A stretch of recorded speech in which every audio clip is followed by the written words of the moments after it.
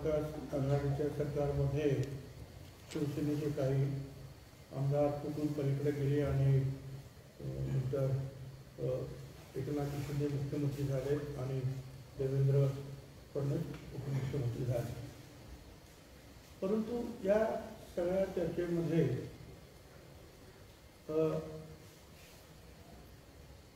आम्ही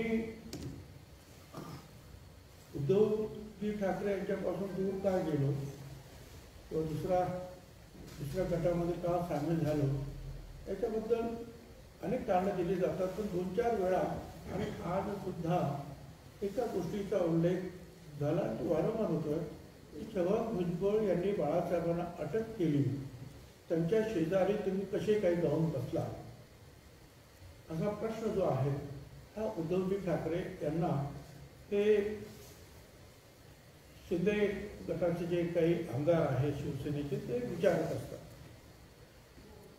खरं म्हणजे ह्या सगळ्या गोष्टी ज्या आहेत घडून आता बरीच वर्ष झालेली आहे, 20-25 काही गोष्टी 20-25 वर्षाच्या पूर्वीच्या, काही 30-35 वर्षाच्या पूर्वीच्या. नवीन शिवसैनिकांना किंवा काही आमदारांना सुद्धा या गोष्टी काही माहिती असण्याची शक्यता नाही. ते जुने जाणते जे आहेत शिवसैनिक त्यांना सगळी कल्पना आहे. शिवसेना स्थापन झाल्या त्या दिवसापासून मी शिवसेनेत सामील झालो. सगळ्या जवळपास आंदोलनात माझा सहभाग होता. हळूहळू आपल्या आपण पहिले जे शाखा प्रमुख झाले महाराष्ट्रातले त्याच्यामध्ये मुंबईमध्ये 10-15 शाखा प्रमुख झाले, त्यात मी एक होतो. आणि नंतर मी नगरसेवक झालो. 20 वर्षांनंतर महापौर आणि आमदार, म्हणजे पहिला महापौर आमदार मुंबईचा मी झालो. 2 वेळा असं झालं. हेही आपल्याला सगळ्यांना कल्पना आहे की वेगवेगळ्या आंदोलनामध्ये मला अटका सुद्धा झाल्या, मार सुद्धा खावा लागला.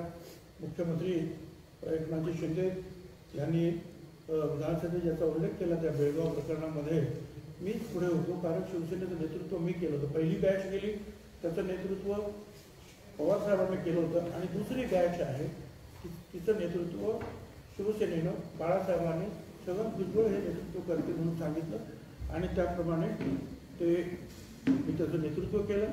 आणि मला माहिती होतं की मी त्याच्या अगोदरच सुंदर मुंबई, मराठी मुंबई वगैरे वगैरे घोषणा देऊन शिवसेनेचं महापौर म्हणून काम केलेलं होतं. आणि हे सगळे कर्नाटकचे जे पोलीस वगैरे होते मला कल्पना होती की ते मला आतमध्ये येऊ देणार नाही, अटक ताबडतोब करणार. आणि तिथे ठरलं होतं की एका पॉईंटवरून दुसऱ्या पॉईंटवर जायचं, म्हणजे एका चौकातून दुसऱ्या चौकाचं नाव विसरत जातात. कदाचित संभाजी चौक आणि हुतात्मा चौक अशी काही ते नावं असण्याची शक्यता आहे, पण मी ती नावं विसरलो. आणि तो दिवस ठरला आणि मग मी ते विषांतर होऊन वगैरे करून गेलो. तो आपल्याला कल्पना आहे. त्याच्यामध्ये प्रचंड मलाही मार बसला आणि 2 महिन्यांनी मी सुद्धा सुटलो. त्याच्यानंतर वरुडला सुद्धा असं आंदोलन झालं आणि तिथे सुद्धा मी स्कूटरवर गेलो. स्कूटर पडली, माझ्या नखा निघाली, बोटाची मार लागला आणि मी गमच्या वगैरे झालो. असं गेलो असे आंदोलन करत या शिवसेना वाढवण्याचं काम झालं. परंतु ज्या वेळेला आणि एवढंच नाही तर शिवसेना BJPचा जो समझोता पहिला झाला त्या समझोता करताना सुद्धा शिवसेनेच्या बाजूने जे 2-3 लोक होते त्याच्यामध्ये मी होतो. प्रत्यक्ष प्रमोद महाजन आणि शिवणकर वगैरे ती मंडळी होती, समोर त्यांच्यावर चर्चा करताना. तर हा सगळा इतिहास आहे. पण पुढे जे आहे मंडल आयोगाच्या बाबतीमध्ये OBCच्या प्रश्नावरून माझे आणि बाळासाहेबांचे मतभेद झाले आणि शेवटी जे आहे आम्ही 18 लोक आमदार, म्हणजे त्यावेळेची कायदा वेगळा होता, 1/3 आमदार, ते आम्ही बाहेर पडलो. त्यामध्ये सुद्धा मग शिवसेना ब गट तयार झाला.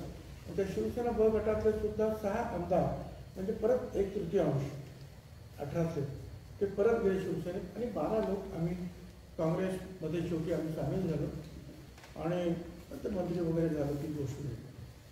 आता पुढे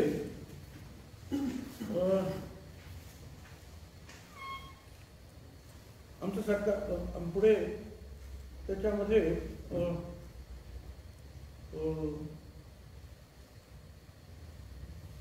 रमाबाई नगर कांड झालं. त्याच्यामध्ये बाबासाहेब आंबेडकरांच्या पुतळ्याला कुणीतरी विटंबना केली आणि म्हणून आंदोलन पेटलं. त्याच्यामध्ये 11 लहान मोठी माणसं जी आहेत ती गोळीबारामध्ये ठार झाली. मी त्यावेळेला अर्थातच काँग्रेसचा विरोधी पक्ष नेता होतो विधान परिषदेमध्ये. मी स्वतः तिथे भेट दिली आणि आरोप केला की शिवसेना बीजेपीचं सरकार हे कोणी आहे त्या बाबतीमध्ये. यानंतर माझ्या घरावर शिवसैनिकांचा हल्ला झाला. तो फार वेळा त्या हल्ल्याच्या बाबतीमध्ये सुद्धा अडकलेले जे शिवसैनिक होते, मी आता अलीकडे जे आहे 2 वर्षापूर्वी ती केस चालली आणि त्यावेळेला मी सांगितलं की मी कोणाला ओळखत नाही आणि ते सुद्धा शिवसैनिक त्याच्यातून सुटले. पण त्या पुढे असं झालं की एक राजू जैन म्हणून जे आहेत कोणतरी होते धुळ्याचे, त्याने एक ॲफिडेविट केली की भुजबळांनीच हे करवलं, अगोदर मला करायला सांगितलं होतं उलटपणा, मी केले नाही म्हणून त्याने दुसरीकडून करून घेतली. आणि मग सामनामध्ये असं छापून आलं की हाच तो नराधम, त्याने बाबासाहेब आंबेडकरांच्या पुतळ्याची विटंबना केली. मग याच्यावर न्यायाधीश हायकोर्टाचे गुंडेवार यांचं कमिशन नेमण्यात आलं. आणि कोण दोषी, छगन भुजबळच्या दोषी आहे का, माझ्यावरचे आरोप केले, सगळं मी सांगितले की त्यावेळेला कुठे होतो, काय होतो, जे माझ्या विरुद्ध ॲफिडेविट केले ते सुद्धा किती चुकीचं आहे आणि तो मनुष्य किती खोटं बोलतो हे सुद्धा कोर्टामध्ये सिद्ध झालं. गुंडेवार कमिशनने मला क्लीन चिट दिली. आणि त्याच्यानंतर मग मी बाळासाहेब ठाकरे आणि त्यांचे जे काही ट्रस्टी यांच्यावर मी कोर्टात अब्रू नुकसानीचा दावा दाखल केला की यांनी सामनामध्ये हेडलाईन मारलेली आहे की छगन भुजबळ यांनी ही गोष्टी ही विटंबना केलेली आहे आणि इथे जज साहेबांनी ज्या मला क्लीन चिट दिली, मी ती केस चालवली. पुढे असं झालं की 99 मध्ये आमचं सरकार आलं आणि आमचं सरकार आल्यानंतर शिवाजी पार्कला झालेल्या जाहीर सभेमध्ये आम्ही सांगितलं होतं की 92-93च्या दंगलीमध्ये जे जे गुन्हेगार आहेत असं श्रीकृष्ण कमिशनने सांगितलं त्या सगळ्यांवर आम्ही खटले दाखल करू.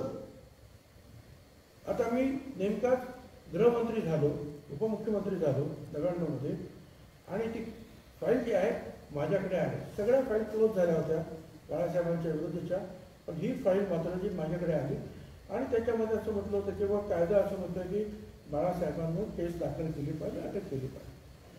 आता माझ्याकडे मी एक विधा मनस्थिती होतो, परंतु शिवाजी पार्कवर आम्ही आमच्या पक्षाने आम्ही जाहीर केलं होतं की आम्ही श्रीकृष्ण कमिशनमध्ये ज्यांच्यावर ठपका ठेवला त्यांच्यावर कारवाई करू. त्याप्रमाणे ती फाईल आल्यानंतर मी त्याच्यावर सही केली आणि आपल्याला लक्षात, पण सही केल्यानंतर ज्या वेळेला त्यांना अटक होणार वगैरे अशा चर्चा सुरू झाल्या त्यावेळेला आज सुद्धा M.N. सिंग नावाचे त्यावेळेचे पोलीस कमिशनर आज हयात आहे, त्यांना मी बोलून सांगितलं की बाळासाहेब ठाकरेंना पोलीस कस्टडी घ्यायची नाही, जामीन मिळत असेल तर तो त्यांना घेऊ द्या, त्यांना आपल्याला अटकेत ठेवायचं नाही, नंबर 1. आणि फार तरीसुद्धा कोर्टाने त्यांना सांगितलं की नाही की यांना 7 दिवसाची कस्टडी. तर मातोश्री हाच एक जेल समजून ते होम मिनिस्टरच्या हातामध्ये तो कायदा आहे की ते कुठल्याही वास्तूला जेल जाहीर करू शकतात. मातोश्री हाच जेल जाहीर करून बाळासाहेबांना पुन्हा मातोश्रीतच ठेवायचं, पण त्यांना जेलमध्ये न्यायचं नाही हे सांगण्याचे अजून ज्यांना मी बोलू ते कमिशनर आहे. असो तो भाग वेगळा.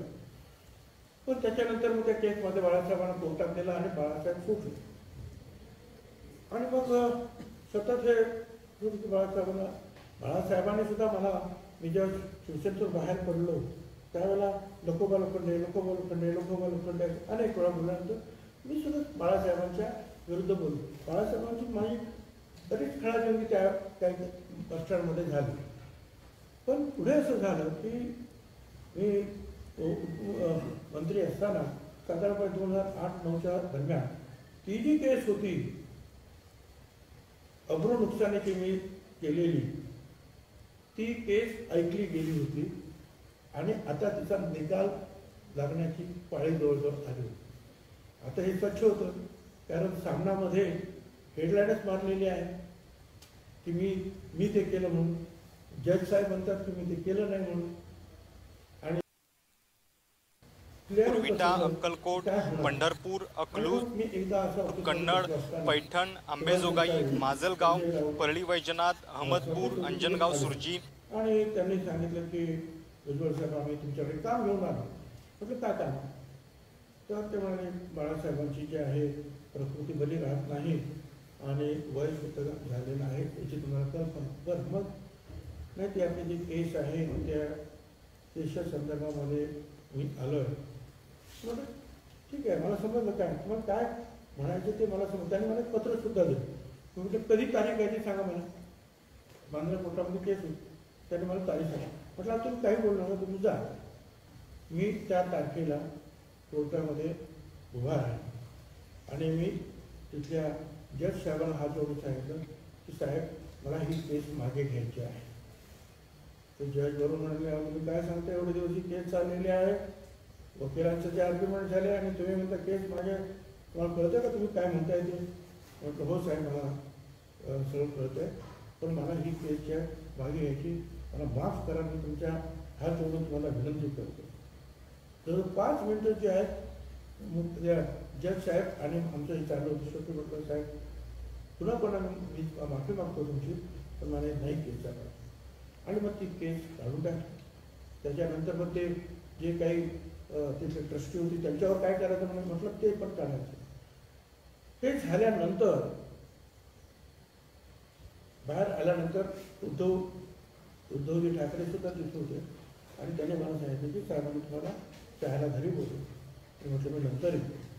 आणि नंतर 10-15 दिवसांनी बाळासाहेबांनी परत फोन आल्यानंतर आणि त्यांनी सांगितलं की तुम्ही तुमची मुलं, पत्नी, त्या सगळे ओळखतच होते. सगळे ठाकरे फॅमिली जे आहे कुटुंबीय, माझ्या सगळ्या कुटुंबियांना चांगलं ओळखत होते, कारण ते नाशिकच्या बंगल्यावर सुद्धा यायचे. घरगुती आमचे संबंध होते. आणि मग मी सगळे जे आहेत मुलं, त्यांच्या मुली, पत्नी वगैरे आम्ही सगळे सुना वगैरे गेलो आणि जवळजवळ 7-8 तास तिथे होतो. नाश्ता, जेवण, गप्पा आणि साहेबांबरोबर जे हसत खेळत आम्ही तिथे तो वेळ घालवला. त्याच्यानंतर बाळासाहेबांनी सुद्धा कधी मला काही बोलले नाही, मी बाळासाहेबांना कधी काही बोललो नाही. तेव्हा शिवसेना संपेल असं जेव्हा म्हणत होते त्यावेळेला मीच सांगत होतो की शिवसेना संपणार नाही. तर अशी ही एकंदर जी आहे ही कथा आहे. होय, बाळासाहेबांची लढाई झाली, परंतु एका उचित वेळेला जे आहे बाळासाहेबांचा आणि आमचा जो आहे बाळासाहेबांचा केस मागितला तो समजूता सुद्धा झाला आणि आमचं पहिल्यासारखंच प्रेम राहिलं. जणू ते झालंच नाही, तो इतिहास घडलाच नाही अशाप्रमाणे आम्ही वागत होतो. नेहमी त्या सगळ्याचे आता आमदार सांगतात ना की बाळासाहेबांना अटक झाली होती मग का बसला, तर त्यानं मला सांगा. आणि एवढंच नाही तर बाळासाहेब जेव्हा प्रचंड आजारी होते शेवटच्या 2-3 दिवसात, त्यामध्ये जी 2-3च लोक त्यांना प्रत्यक्ष भेटू शकले वरच्या माळावर जाऊन, त्याच्यामध्ये छगन भुजबळ, बाकी अनेक नेते गेले. 1 ते 2-3 म्हणजे अमिताभ बच्चन, मी आणि आणखीन एखादा कोणाला तरी परवानगी त्यांनी दिली असेल. एवढ्याच लोक आम्ही जाऊन साहेबांना भेटले. एवढं प्रेम जे आहे आमचं. ठीक आहे, त्यांचं ज्या शिवसेनेचं आणि माझे जे आहे वादविवाद आहेत, आमचे भांडणं आहे काय, परंतु शेवटी हे महाविकास आघाडीच्या माध्यमातून आम्ही एकत्रित आलो. आता जे मुख्यमंत्री सन्माननीय एकनाथराव शिंदे हे सुद्धा माझ्या अगदी शेजारीच बसायचे कॅबिनेट सुद्धा. आणि ही सगळी जी बोलणारी जे काही मंत्री वगैरे असतील ते सुद्धा खेळीमेळीच्या वातावरणात आम्ही बोलायचो. तेव्हा कधी कुणाला वाटलं नाही की का माझ्या शेजारी भुजबळांच्या शेजारी बसायचं की नाही.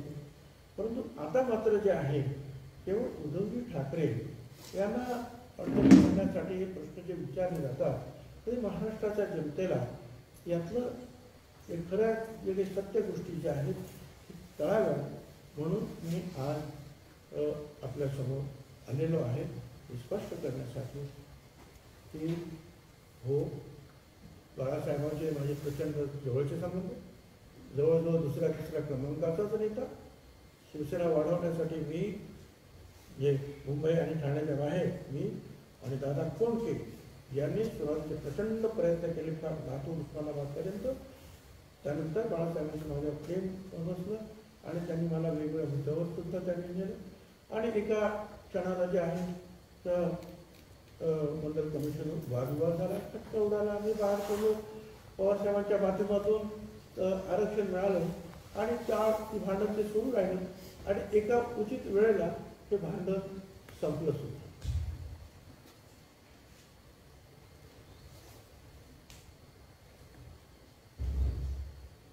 असा हा एकूण इतिहास आहे.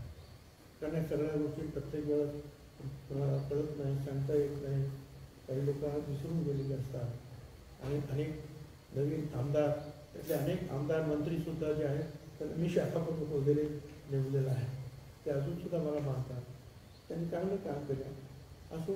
त्यांच्या ते जे आहेत मतभेद मिटो आणि माझे तुम्ही काल पण सांगितलं की शिवसेना संपावी असं कुणालाही महाराष्ट्रातल्या एकाही किंवा जगातल्या कुठल्याही मराठी माणसाला वाटत असेल असं मला वाटत नाही. परंतु भांडणं होतात, काय मार्ग निघेल अशी मी तरी अपेक्षा करतो आहे. आणि एवढंच की हे सगळं करत असताना एक प्रहार करू नये, त्याने सुद्धा काही लोक दुःखी होतात. आणि ही लढाई जी आहे, लढाई म्हणा किंवा मतभेद आहे, हे याला कुठेतरी बोलत असताना सीमोल्लंघन होणार नाही पाहिजे. आपण 84-85 साली डिस्कस करू बोलू. आपण 84-85 साली दादा कोंडकेंची आठवण झाली. नाशिकला आपण खूप शाखांचं उद्घाटन केलं होतं. त्या दिवशी संध्याकाळी हायस्कूल ग्राउंडवर दादा कोंडके आणि बाळासाहेबांच्या उपस्थितीत प्रचंड सभा जाहीर सभा झाली. त्याबद्दल काही आठवण? खरं आहे ते. नाशिकची शाखा, अनेक शाखा ज्या आहे महाराष्ट्रातल्या, दिवशी खूप सकाळी त्याचं उद्घाटन मी केली आणि नाशिकला ते प्रत्यक्ष बाळासाहेब यांना आणून आपण त्या मला वाटतं या इथे मार्केट आहे ना आपलं गाडगे महाराज हायस्कूल ग्राउंडवर सभा झाली होती. हां, त्या तिकडे सभा झाली. स्टेडियम ग्राउंडवर घोडे वगैरे आणले होते आणि दादा कोंडके आणि बाळासाहेब वगैरे सुद्धा होते आणि प्रचंड सभा झाली होती. आणि शिवसेना जी स्थापन झाली मुळात जे आहे त्या नाशिक जिल्ह्यामध्ये, तिला जास्त उभारी ही भगूर शहरातून मिळाली. भगूर काकासाहेब सोलापूरकर होते. सोलापूरकर होते त्यावेळेला सोलापूरकर होते. मालेगावला तिथे दत्ता बिडारे वगैरे होते. भगूरला सुद्धा फार चांगली जे आहेत शिवसैनिक होते, त्याचे विचारे आता काही गेलेले आहेत. परंतु तिथे जे आहेत नाशिकमध्ये सुद्धा शिवसेनेचे जे आहेत वेगळे झाले. ठीक आहे, ते पण इतिहास आहे. साहेब, तुम्ही आता बोलताना बाळासाहेबांच्या ज्या आठवणी सांगितलं, तुम्ही भाऊ देखील झाले बघायला मिळाला. शिवसेना अशी संपूर्ण असं देखील तुम्हाला वाटतंय परत हे जे शिंदे सेना शिवसेना वेगळी झाली ते एकत्र यावे असं तुम्हाला वाटतंय? तुम्ही काय प्रयत्न? मला असं वाटतं की आता हे तर काहीच नाही, पण बाळासाहेबांचे आणि आमचं जे भांडण जे आहे त्यापर्यंत तुम्ही त्या फारच लहान असतात, त्याचं फारच स्वतःला जोरदार चाललं होतं महाराष्ट्रामध्ये. पण एक वेळ अशी आली की बाळासाहेबांनी मला माफ केलं आणि मी सुद्धा बाळासाहेबांच्या जवळ तेवढ्याच प्रमाणे परत आम्ही बसायला लागलो. आता वेळ द्यावा लागेल, कारण हे दुखणं थोडंसं वाढलेलं आहे आणि मला असं वाटतं की या सगळ्या ह्याच्यावर वेळ हे मला वाटतं एक औषध आहे. उद्धव ठाकरे माफ करतील, जवळ येतील परत. उद्धव ठाकरे माफ करतील असं वाटतं तुम्हाला? हे परत एकत्र येतील असं वाटतं? असं काही होऊ शकतं. शिवसैनिक आहे आणि तिथे एकदा शिवसैनिक जो काम करतो निदान 10, 20, 25, 30 वर्ष, त्याच्या रक्तातली ती शिवसेना जी आहे तो विसरत नाही, शक्य नाही. त्याच्यामुळे कधी ना कधी तरी माझी तरी अपेक्षा आहे. आपण शिंदे गटाच्या केसरकरांनी प्रवक्त्यांनी असं म्हटलंय की उद्धव ठाकरेंनी चांगल्या चौकडी बाजूला करावी, आम्ही चर्चेसाठी मागून घेण्यास तयार आहोत. आता असं आहे का, मी त्यांचा तो अंतर्गत प्रश्न त्याच्या एवढ्या खोलामध्ये काही मी जाणार नाही. आणि त्याच्यावर मला मी काही जास्त भाष्यसुद्धा करणार नाही. परंतु ते काय उद्धवजी ठाकरेंना भेटायचं असेल तर ते आता जाऊन भेटू शकतात.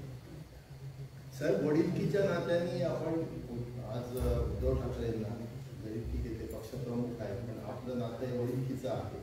तर वडीलकीच्या नात्याने आपण उद्धव ठाकरेंना याचा काही सल्ला द्यावा असं काही परिस्थिती आहे? नाही, असं आहे ना की आपल्या घरगुती कामामध्ये आपण सल्ले वगैरे परंतु जेव्हा राजकारण थोडं तापतं त्यावेळेला त्याच्या पलीकडे सगळं जातं. कधी जेव्हा भेट झाली तेव्हा थोडंसं हळूहळू एक वादळ उठलेलं आहे. तो वादळ कधीतरी तर शांत होईलच. आणि मग जे आहे त्याच्यामध्ये काय पडझड झाली आणि मग एकमेकांचे आवाज एकमेकाला ऐकू येतील. वादळामध्ये कदाचित जे जास्त ऐकायला येत नाही. इकडे काय तिकडे काय, प्रत्येकजण आपापल्या मार्गाने जातो. परंतु माझी एक सदिच्छा आहे की शिवसेना ही पूर्ववत व्हावी. ठीक आहे, ते आता महाविकास आघाडीत आहे, उद्या काय होणार मला माहिती नाही. त्यांची आणि आमची जे आहे, मी राष्ट्रवादी काँग्रेस पक्षामध्ये आहे, मतभेद असतील कदाचित आम्ही एकमेकांच्या विरुद्ध निवडणुका पण नसतील. काय पुढे काय भविष्यात काय काय सांगता येत नाही. परंतु आज मी तरी एवढंच सांगेन की शिवसेना जी आहे ती टिकली पाहिजे, एकत्र राहिली पाहिजे मजबूतीने. आणि कारण काय हे झाले आमदार आहेत, मंत्री आहेत, उद्धवजी ठाकरे आहेत, ते सर्व मला मान्य आहे. परंतु लाखो शिवसैनिक गावागावात पसरलेले त्यांचं काय करायचं? त्यांच्याकडेच सगळ्यांनी बघावं असं माझं म्हणणं आहे. आपण उद्धव ठाकरेंना जरी सल्ला देऊ शकलो नाही तरी मी नाही सल्ला देऊ शकणार कोणाला. एकनाथ शिंदेच्या बाबतीत मात्र त्यांचे जे गुरु, एकनाथ शिंदे त्यांना गुरु मानतात, ते आनंद दिघे देखील आपले कार्यकर्ते होते, पण त्यांनी आपल्यासोबत काम केलेलं आहे. हो, बरोबर आहे. सुद्धा माझ्याबरोबर काम करत होते आणि त्याचं काम ते पाहायचे. मी त्या एकमेव आमदार होतो, त्यांना अटक झाली होती आणि मी बरेच दिवस आली होती. नंतर मी वसंतदादा पाटलांकडे गेलो होता आणि वसंतदादा पाटलांनी त्यावेळेचे गृहराज्यमंत्री शिवाजीराव देशमुख यांना फोन केला. मला सांगितलं तुम्ही त्यांच्याकडे जा. मी त्यांच्याकडे गेलो आणि मग त्यांनी सगळीची सूत्र हलवली आणि मग आनंदजी साहेबांना भेटायला तिकडे कारागृहात ठाण्याच्या गेलो आणि त्यांना काय खुर्ची, पंखा, अमुक तमुक टेबल काय होतं त्याची सगळी सोय केली. आणि मग काही दिवसामध्ये दिघे साहेब ते सुटले. दुर्दैवाने ॲक्सिडेंट झाला आणि ते गेली. दुःखाची बाब आहे. फक्त आम्ही एकत्रित काम केलेलं आहे. आता ह्या घटना काय आम्ही विसरत नाही. शेवटी त्या घटना घडतात आयुष्यामध्ये. पुढे काही ओळख लागलं कोणाच्या आयुष्याला तरी इतिहास तर काही पुसला जात नाही. नाराजीचं जे कारण समोर सतत चर्चेलं जात आहे अलीकडच्या या काळात की उद्धव ठाकरे साहेबांच्या पर्यंत म्हणजे त्यांची तब्येतीचे काही कारणं असतील किंवा मुख्यमंत्री झाल्यानंतर करोना आहे, तब्येतीचं आहे, परंतु ते मुख्यमंत्री झाल्यानंतर सर्वसामान्य शिवसैनिकापासून ते आमदारापर्यंत त्यांचा जो अप्रोच होता हा पूर्णपणे थांबला आणि इतर काही मंडळी ज्यांना पडवे म्हटलं जातं या लोकांचं प्रस्त वाढलं. म्हणजे मला त्या वादात काही जायचं नाही. पण मी एक गोष्ट सांगेन की हे मंत्रिमंडळ आल्यानंतर 2 वर्ष कोरोना होता. कोणीच कोणाला भेटू. तुम्ही सुद्धा जे आहे तुमचं काम चालू होतं, तसं आमच्या अन्नधान्याचं वगैरे पुरवण्याचं काम चालू होतं. परंतु सर्वसामान्य कार्यकर्ते वगैरे सगळे दूर होते, घरामध्ये बसलेले होते. लॉकडाऊन सुरू होता, पोलिसांनी बाहेर फिरायचं सुद्धा नाही म्हणून सांगितलं. 2 वर्ष जे आहेत आपण एकमेकांना काही भेटू शकलो नाही ही एक गोष्ट. आणि त्याच्यानंतर ते आजारी झाले आणि तो आजारसुद्धा गंभीर स्वरूपाची शस्त्रक्रिया त्यांच्यावर झाली. हे सुद्धा आपल्याला पाहावं लागेल. त्या एकूण पूर्ण कालखंडामधला हा कालखंड आपल्याला वजा करता येणार नाही. साहेब, ओबीसी आरक्षणाचा जो आहे फडणवीसांनी देखील सांगितलं की जवळपास मार्गी लागेल असे प्रयत्न असं वाटतंय. काय वाटतं प्रश्न सुटे फडणवीसांनी जे आहे आपला अहवाल हा महाराष्ट्र सरकारला सोपवलेला आहे. मी या बाबतीमध्ये उपमुख्यमंत्री फडणवीस साहेब यांच्याबरोबर सुद्धा चर्चा केली आणि त्यांनी मला सांगितलं की आपण तुषार मेहता जे मग ते अटॉर्नी जनरल ते सॉलिसिटर जनरल काय आहे ते भारत सरकारचे त्यांना आपण उभं करतो आहोत. मी त्यांना दुसरंही नाव सांगितलं की मनविंदर सिंग जे आहेत चांगले वकील ज्यांनी मध्य प्रदेशची बाजू मांडली त्यांनाही बरोबर घ्या आणि हे सगळं जे आहे आता अहवाल आला आहे तो अहवाल तुम्ही बरोबर पाहून काय योग्य त्यांना पाऊल टाका. आणि ओबीसी जी आहेत या ओबीसी समाजावर आम्ही काही काम केलं आहे. बरंचसं काम पाठिया कमिशन नेमणं, ती माहिती आणून देणं, त्याचं जे काय परीक्षण करणं आहे ते पाठिया कमिशनने केलेलं आहे. त्याच्यावर काही त्यांनी ते त्याच्यामुळे काही आम्ही सुद्धा बरंचसं त्याच्यावर काम केलेलं आहे. आता शेवटच्या टप्प्यामध्ये ते शिंदे साहेब आणि फडणवीस साहेब यांच्याकडे ते काम गेलेलं आहे तर त्यांनी काळजीपूर्वक ते काम करावं आणि केवळ ह्या ओबीसींनाच नव्हे महाराष्ट्राच्या तर तो असा निकाल यावा की देशातील सगळ्या ओबीसींचा हा जो तिढा जो आहे हा सुटला जावा आणि आरक्षण त्यांचं कायम राखावं. आपण या सगळ्या सद्भावना व्यक्त केल्या परंतु नवीन सरकार आल्या पहिला फटका आम्हाला बसला नाशिक जिल्ह्याला. आपला मोठा निधी रोखला गेला. काय म्हणाले जसं आहे मी त्याच्यावर बोललो त्या निधी काही हा माझ्या एकट्याचा नव्हता अख्ख्या जिल्ह्याचा होता आणि सगळ्या आमदारांना समान वाटून द्या. जे आमदार इथे नाहीत लांब आहेत ते सुद्धा आल्यानंतर त्यांची कामं घ्या आणि समानतेचं जरा सूत्र ठेवा. त्याच्यावर काही आमच्या मित्रांनी तक्रार केल्यामुळं त्याला थोडं नाही म्हटलं तरी स्टे आला, तोंडी स्टे आला. परंतु नंतर जे आहे आता सगळ्या महाराष्ट्रातील सगळ्याच कलेक्टरांना तो त्याप्रमाणे आदेश दिलेले आहेत की नवीन पालकमंत्री येईपर्यंत ते थांबवा. ठीक आहे. संजय राऊतांच्या विरोधात अटक कधी झालेला आहे मी काय ऐकलं नाही कोणी कोर्टाने काढले आदेश. कोर्टाने काढलेला आहे. किरीट सोमय्यांच्या पत्नीने जो मारहाणीचा दावा दाखल केला होता त्या संदर्भात म्हणजे याचं डिफेमेशन केस बरोबर ना.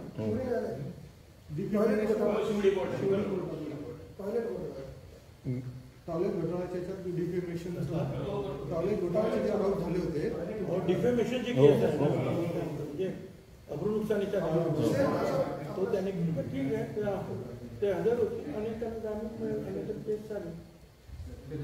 किरीट सोमय्यांनी मुख्यमंत्र्यांचं अभिनंदन करत त्यांनी म्हणलं की माफिया मुख्यमंत्र्यांना हटवल्याबद्दल तुमचं अभिनंदन.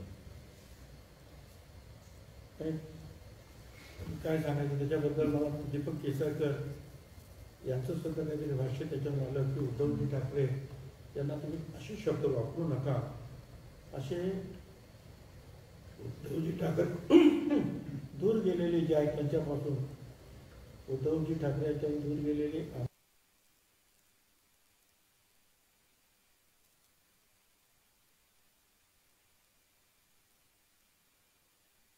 आमदार असतील ते सुद्धा म्हणत आहे. असं म्हणणं की इथपर्यंत आपण जाऊ नये आणि मला बरं वाटतं ते दीपक केसरकर किंवा एकनाथजी शिंदे यांच्यातर्फे ते जे काही सांगण्यात आलं या ठरवलं कृपया पुढे जाऊ. धन्यवाद. Thank you sir.